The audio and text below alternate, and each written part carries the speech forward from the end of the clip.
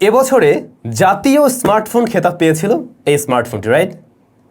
মানে খেতাবটা আমরা এক প্রকার দিয়েছিলাম, দামে কম মানে ভালো এরকম টাইপের কিছুই অফার করছিল।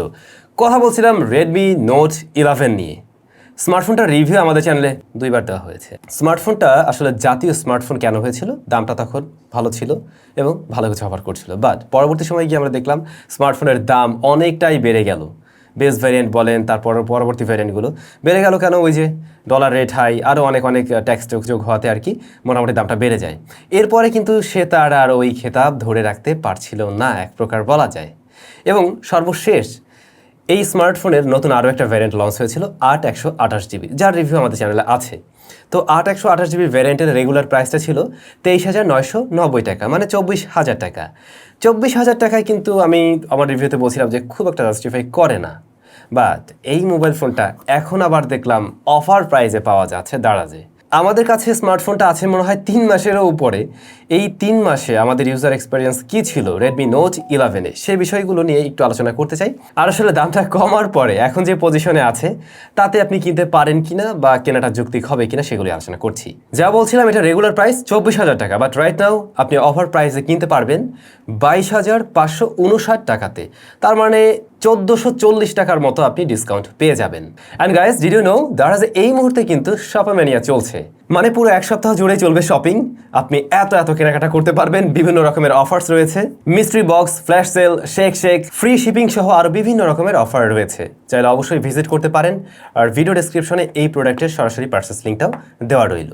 বিদ্যুৎ এই ফোনটা দীর্ঘদিন ব্যবহার করে দেন এখান থেকে বরিশাল যায়, তারপরে রকি এই ফোনটাতে এই মুহূর্তে একটা সিম ব্যবহার করছে। আমাদের স্যামজনের অফিসিয়াল নাম্বারটা এটাতেই রান করা আছে। ফোনটার ডিজাইন আপনারা জানেন, রিয়ার প্যানেলটা প্লাস্টিক। এই যে আমরা গত 3 মাস ব্যবহার করছিলাম এক প্রকার কাভার বা কেস ছাড়াই, এতে করে টুকটাক স্ক্র্যাচ বসেছে। হ্যাঁ, তো আপনি যদি কেস ছাড়া ব্যবহার করতে চান তাহলে এটাতে কিন্তু স্ক্র্যাচ পড়তে পারে। বক্সে কেস দেওয়া আছে, আপনি সেটা ব্যবহার করতে পারেন নিশ্চিন্তে। দেন ডিসপ্লে সেকশনে এখানে 90 হার্জ রিফ্রেশ রেটের একটি অ্যামোলেড প্যানেল রয়েছে, যার পিক ব্রাইটনেস 1000 নিটস। আমরা ইনডোর আউটডোর সব জায়গাতে একদমই ঠিকঠাকভাবে এটা ব্যবহার করতে পারছিলাম, ভিজিবিলিটির কোনো ইস্যু নেই। আর ডিসপ্লেকে প্রোটেকশন করছে কর্নিং গরিলা গ্লাস 3। ডিসপ্লে নিয়ে আমি সন্তুষ্ট আছি। যদি কিনা আপনি এখনও 22,000 টাকা দিয়ে কেনেন তাহলে এটাকে আমি মোটেই পিছিয়ে রাখবো না। 90 হার্জ তো এ দিয়ে চলে যায় ঠিকঠাকভাবে, আসার সাথে অ্যামোলেড ওকে। কোয়ালকম স্ন্যাপড্রাগন 680 রয়েছে এর মাঝে, যা মূলত 6nm ফেব্রিকেশন তৈরি করে একটি এসওসি। আর আমাদের হাতের এটা হলো 8GB ভ্যারিয়েন্ট, 128GB স্টোরেজ। তো 128GB স্টোরেজ এবং ওদিকে হচ্ছে গিয়ে আপনার 8GB র্যাম। এটা অবশ্যই ভালো বিষয়, মাল্টিটাস্কিংয়ে কিছুটা বেটার রেজাল্ট দেয়। তবে এই প্রসেসরটা অনেক আহামরি পাওয়ারফুল কিছু না, রেগুলার কাজবাজের জন্য ঠিক আছে। আমরা বেসিক্যালি এই ফোন দিয়ে রেগুলার কাজবাজই করে আসছিলাম, হ্যাঁ সেজন্য ঠিকই আছে। তবে আপনি যদি গেমিংয়ের প্রসঙ্গটি নিয়ে নেন, গেমিংয়ের জন্য এইটার প্রসেসরটা খুব একটা আহামরি কিছু হবে না।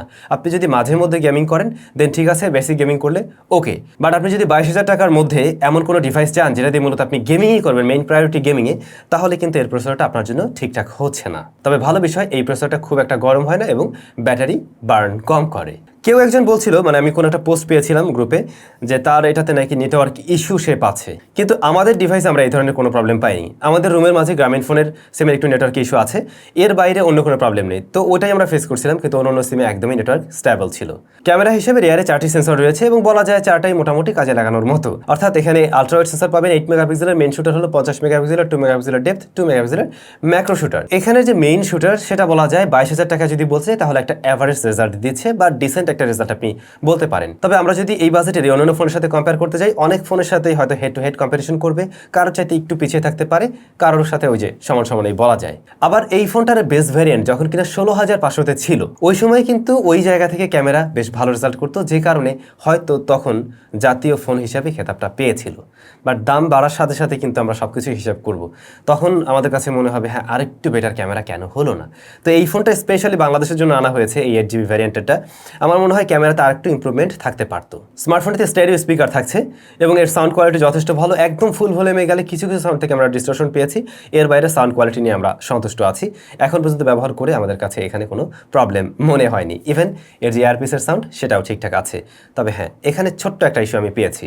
যখন কিনা কল আসে, আমাদের তো মূলত এটাতে বেশিরভাগ কলেই আসে, তো কথা বলতে গেলে অনেক সময় দেখা যায় এখানে যে সেন্সরটা রয়েছে, অর্থাৎ ডিসপ্লেটা অফ হয়ে যাবে কানের কাছে নেওয়ার সাথে সাথে, সেই বিষয়টা অনেক সময় মিসম্যাচ করছিল। যদি একটু এভাবে এরকমভাবে হয়ে থাকে তখন কিন্তু ঠিকভাবে কাজ করছিল না, কানের সাথে একটু ঠিকঠাকভাবে চেপে ধরে রাখলে তখন এটা ঠিকঠাকভাবে কাজ করে। যারা অলরেডি স্মার্টফোনটা কিনে নিয়েছেন কেউ এই ধরনের প্রবলেম ফেস করছেন কিনা কমেন্ট করে জানাতে পারেন। ব্যাটারি, স্মার্টফোনটার মাঝে 5000 mAh এর ব্যাটারি রয়েছে এবং বক্সে আপনি 33 ওয়াটের চার্জার পেয়ে যাবেন। এটাকে ফুল চার্জ করতে 0 to 100% তাতে সময় লেগে যায় প্রায় 70 মিনিটের মতো, যথেষ্ট দ্রুত সময়ে চার্জ করা যায়। আবার দেখুন স্মার্টফোনটা কিন্তু বেশ স্লিম 5000 mAh ব্যাটারি থাকা সত্ত্বেও, আর এটার ব্যাটারি ব্যাকআপ যথেষ্ট ভালো ইভেন আপনি হাই রিফ্রেশ রেট অন করেও। এখানে যে প্রসেসরটা রয়েছে সেটা মূলত 6nm এর, যা খুব বেশি ব্যাটারি বার্ন করে ফেলে এমনটাও না। আপনি ইজিলি একদিন ব্যবহার করতে পারবেন, যদি আপনি একদম হেভি ইউজারও হয়ে থাকেন একদিন ব্যবহার করতে পারবেন। তবে এখানেও কথা আছে, বেশিরভাগ সময় কিন্তু আমরা ইন্টারনেট ব্যবহার করেছি ওয়াইফাই এর মাধ্যমে। ডাটা কানেকশনে যখন আপনি ইন্টারনেট ব্যবহার করবেন, যারা গ্রাম থেকে কিনবেন বা হয়তো আপনার এরিয়াতে ওয়াইফাই নেই, তখন কিন্তু ব্যাটারি অবশ্যই তুলনামূলকভাবে বেশি বার্ন করবে, যে বিষয়টা আসলে আমাদের ওইভাবে টেস্ট করা হয়নি, যেহেতু স্টুডিওতেই ব্যবহার হতো এই ফোনটা, যে কারণে আমরা ওয়াইফাই দিয়ে ব্যবহার করে আসছিলাম। এই ছিল মোটামুটি আমাদের ইউজার এক্সপিরিয়েন্স। এখন আমি বলবো এই ফোনটা অফার প্রাইসে আসছে, এটা ভালো, হ্যাঁ, যে রেগুলার প্রাইসের চাইতে অন্তত আপনি 1440 টাকা কমে পাচ্ছেন।